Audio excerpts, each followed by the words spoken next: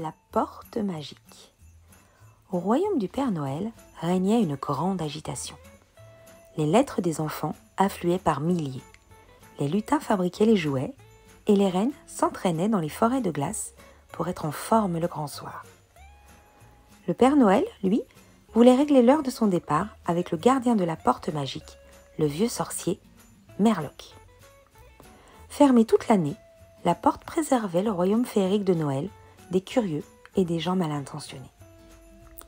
Merloc était le seul à pouvoir l'ouvrir. Il ne prononçait la formule magique qu'une seule fois par an, le soir de Noël. Arrivé près de la porte, le Père Noël remarqua l'air abattu du sorcier. « Merloc, que se passe-t-il ?»« Oh, j'essaye de former un nouveau gardien. Je me fais vieux et je suis fatigué. Mais ce n'est pas encore cette année que je partirai à la retraite. Regarde mes élèves, c'est la catastrophe, dit-il en désignant un groupe de jeunes sorciers. La porte changeait de couleur. Rouge, bleu, jaune, rose, de motifs, des fleurs, des cœurs, des étoiles et de formes, des ronds, des triangles, des carrés. Mais pas un seul gond ne grinçait. « Ils pourront toujours s'occuper de la décoration du royaume !» s'exclama le Père Noël dans un fou rire. Maquet, le renne, écoutait avec attention leur discussion. Il aurait voulu accompagner le Père Noël lors de sa tournée, mais il avait le vertige et ne pouvait pas voler comme les autres rennes. Alors, il prit une grande décision.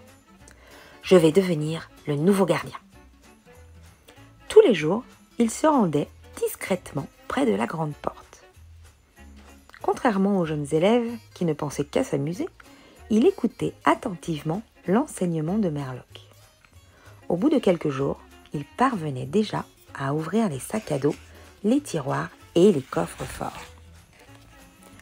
Le soir du 24 décembre, le Père Noël attendait devant la porte, sur son traîneau chargé de cadeaux, lorsqu'un petit lutin arriva complètement affolé. Oh, « Père Noël, Père Noël, Merloc est malade, il est cloué au lit. » Les habitants paniquèrent.